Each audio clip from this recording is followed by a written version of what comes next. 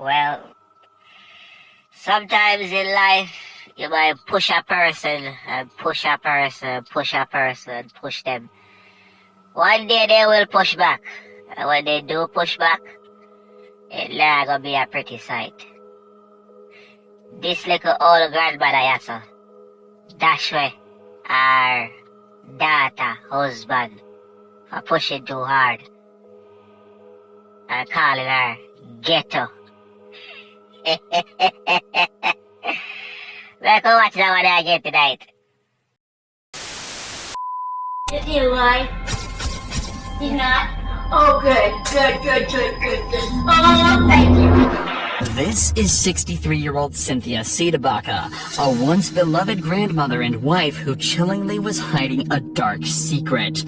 When Cynthia suffered a stroke, her daughter Laura agreed to let her stay in their guest house while she recovered, allowing her to live in comfort near her family. But comfort is far from what Cynthia experienced, as inside the lavish, expensive house in California lived a troubled and unhappy family. My brother would tell me that she didn't approve of the way he disciplined the kids. On the other hand, my brother didn't approve the way she would discipline his kids. While outwardly being known as an agreeable and friendly guy, Laura's husband Geoward was secretly a harsh and aggressive father.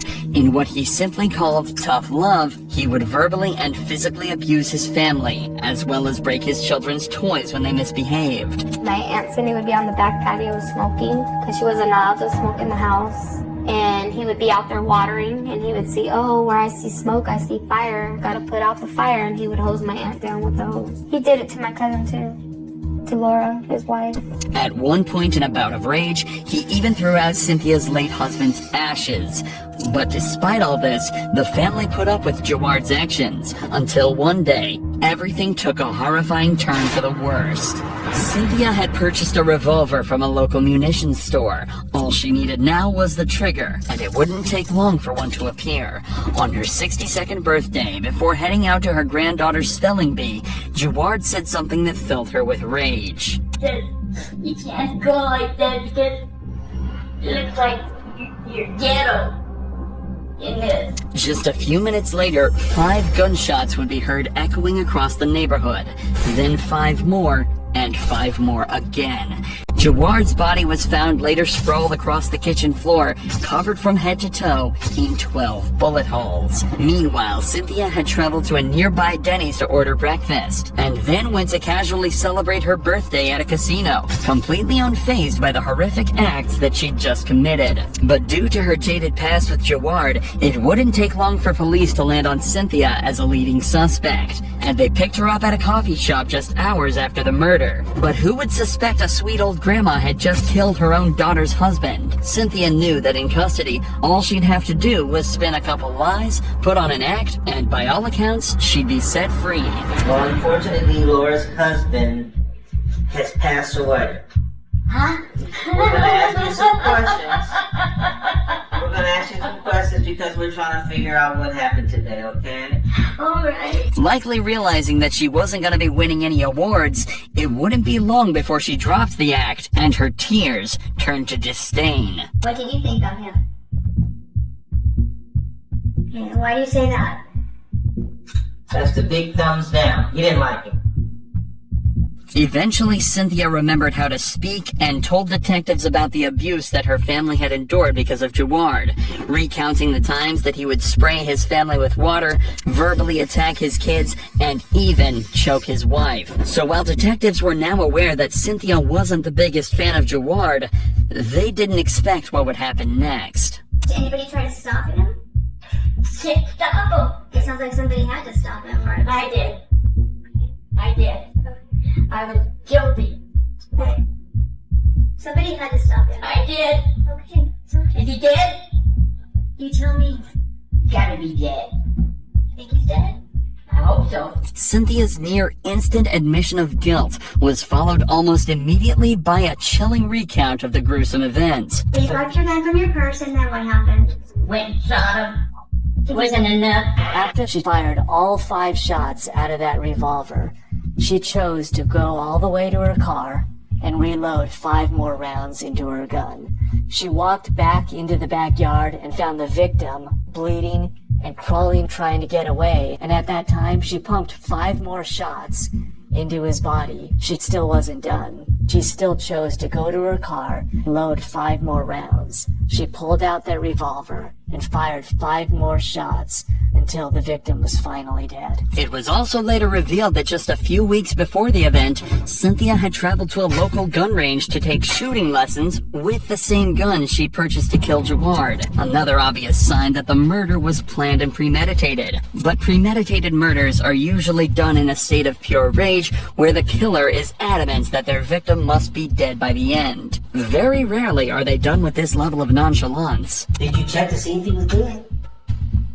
I didn't care. And it seemed as though she truly didn't care, as of course, after the murder, she went out to enjoy her birthday with breakfast, gambling, and coffee.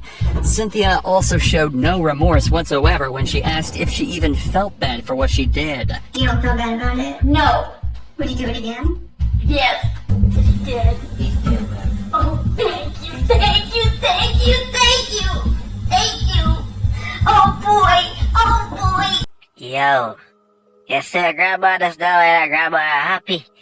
Grandma happy said the man drop out star. Grandma celebrate in front of the police. So I say, yeah.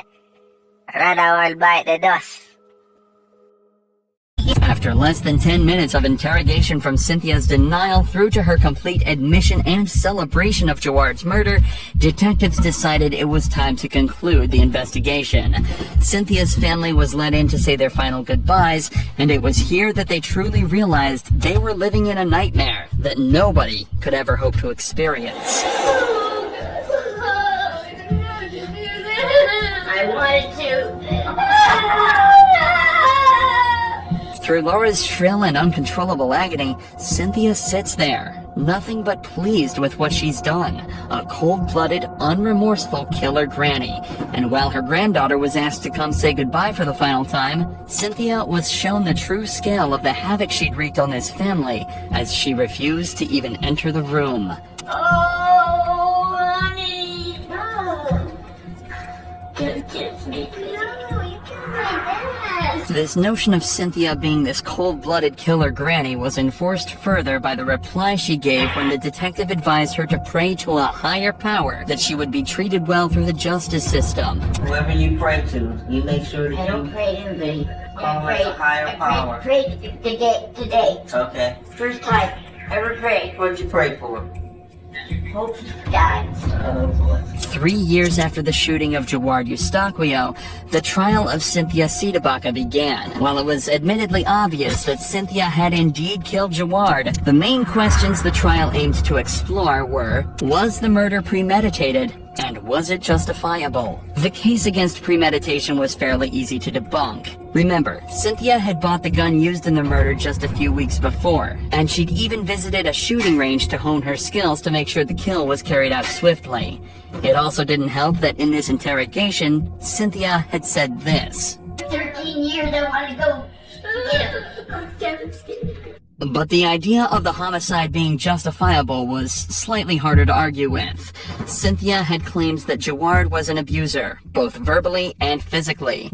In fact, the defense even had Geoward's wife Laura on their side. She attempted to argue that he indeed was abusive, and that it could be excused that in an act of passion or rage, Cynthia had discharged the weapon to protect her family from this man that was supposedly destroying it from the inside out. But of course, the extraordinary interrogation tape was once again cited to dismantle the case.